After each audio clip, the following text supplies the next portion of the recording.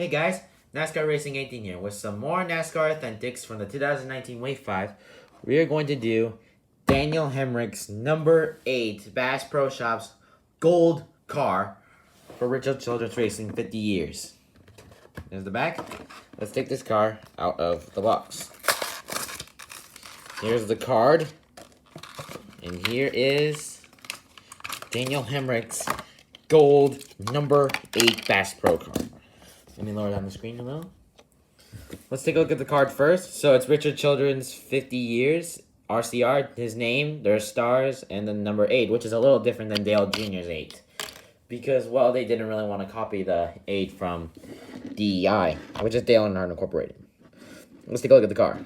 So Daniel Hemric is sponsored by Bass Pro, which is one of his sponsors. He has a red number 8. It's mostly in gold, and then on the very bottom, it's like black on the sides. He has the rookie stripes because he is one of the rookies. There's Caterpillar on the side of the car too as well. There's like also,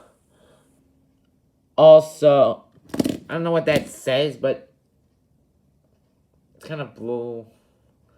All let's do the work hashtag. Let's do the work.